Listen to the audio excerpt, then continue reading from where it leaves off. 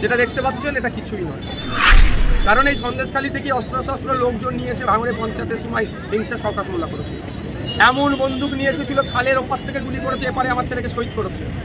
খালের ওপার থেকে গুলি করেছে, এপারে আমার ছেলের পায়ে লেগে গুলি, পা কেটে বাদ দিতে হয়েছে। সেটা কি বন্দুক তাদের? সব শওকত মোল্লা ওই শাহজাহান শেখেদেরকে ভাড়া করে নিয়ে এসেছিল। তদন্ত চলুক, আগামী দিনে শওকত মোল্লাকে হেফাজতে নিয়ে যদি কোশ্চেন করা হয় তাহলে আরও বড় বড়, ছোট বন্দুক দেখলাম, আমাদের বড় বড় বন্দুক হতো, রেঞ্জও বেশি। সেটা হয়তো আজকে পুলিশ আছে, দল পাশে আছে, অমুকজন দেখে নেবে, একটু সন্দেশখালীর দিকে তাকাক। সন্দেশখালীর মুকুটবিহীন বাদশাহ আজকে সে ক্রন্দনরত প্রিজন ভ্যানে, কারণ সে আগামীটাকে দেখতে পাচ্ছে, উপলব্ধি করতে পারছে যে অন্যায় করেছিল। শাসকের ছত্রছায়া থেকে পুলিশের সহযোগিতা নিয়ে আজকে দল তার পাশ থেকে চলে গিয়েছে, আর পুলিশের সহযোগিতা আর পাবে না। তার নিজের লড়াই তাকে লড়ে নিতে হবে।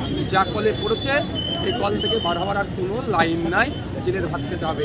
চন্দ্রপুর শুধু নয়, সারা রাজ্যে যেভাবে অন্যায় করছে, প্রশাসনকে কাজে লাগিয়ে ভাবছে শাসকের তকমাকে মাথায় সেটে, সময়ের সাথে সাথে কিন্তু শাসককে হাত তুলে নেবে। এদের জবাব এদেরকে দিতে হবে।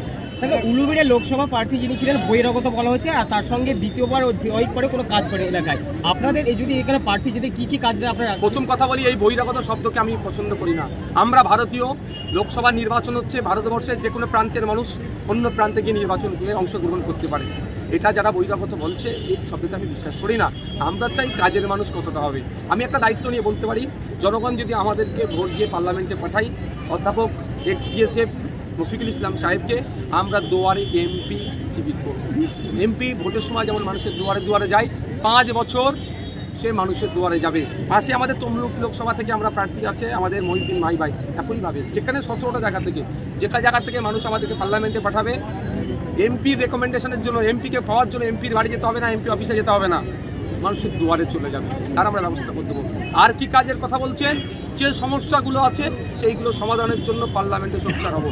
আর বছরে 5 বছরে 25 কোটি টাকা আসে, কাটমানিতে দূরের কথা, আরও বেশি কীভাবে লড়াই করে সেই দেশের শাসন ব্যবস্থা যার হাতে থাকুক না কেন সেখান থেকে বার করে নিয়ে এসে উলুবেড়িয়াবাসীর জন্য কাটমানি মুক্ত খরচ আমরা করব।